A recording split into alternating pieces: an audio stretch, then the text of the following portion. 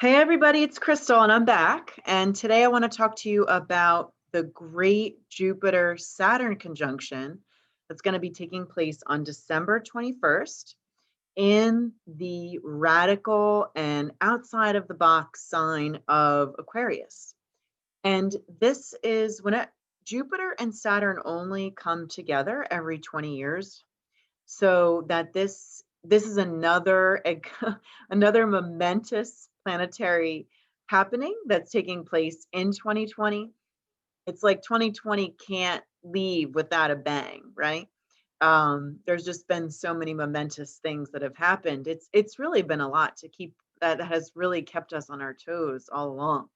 But there's one more, and this is a very big planetary happening because Jupiter and Saturn are two outer planets, and they don't come together in this kind of way all that often. Again, it's been 20 years since they've done it. And it's been actually over 600 years ago that they actually did it in the sign of Aquarius. So the fact is that this is something to give our attention to and really kind of lean into when we think about what are the planets trying to tell us. And in order to really understand this combination, let's kind of take the planetary players and let's think about them on their own and then think about, what their message is as they come in and collide with each other. Jupiter is the planet of expansion, the planet of good luck, of optimism, of all things big. He is the biggest planet. He is, our luckiness. He is our advantage. He is what helps us kind of go big. Whereas Saturn is the exact opposite. Saturn is the planet that is restrictive. Saturn is father time. He makes us be patient. He makes us, he tests us. He, doesn't want to go big. He wants to think about all the things that are going to go wrong versus right. But he also creates structure. He creates solid foundations. And when we really want to do something momentous, when we really want to do something long lasting, we need the Saturnian energy. So when you think about these two planets coming together, there is definitely a recessive kind of feel. There's a depressive kind of feel.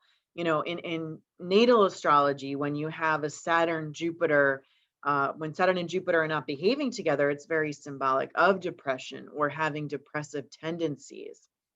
But in the skies, one of the things that is, helping this combination out is that it's happening in the sign of Aquarius. And that is going to kind of help us step outside of that depressive energy, step outside our usual. And as you think about where you want to expand, when you think about, where you want to go next, you want to take this combination into account because it's saying, hey, there's something new, something radical that wants to take place in our lives along with our collective. But there also is some restriction that needs to come along with it. There is slow and steady wins the race versus, I'm going to get there right away. It's going to take some muscle. And that's what Saturn's saying. It's going to take time. It's going to take some restructuring in order to, get in tune with all of the radical and abundant things that we want to get in tune with. So as we forge ahead, especially as we think about the change of seasons happening with this, we really want to take into account that we want to move ahead. We want something different. We want to step outside of the box. But we also have to just remind ourselves that it's got to be slow and steady. It's not going to happen, you know, right away. It's going to take some time. So as you gear up to close out your year, as you gear up to make your solstice intentions, your new season intentions, just kind of think about slow and steady wins the race and where are you willing to put in some muscle. And don't forget the Aquarius side of the story, which is think outside the box. maybe there is something wild and crazy that you wanted to do for a long time, and maybe this is your time to do it.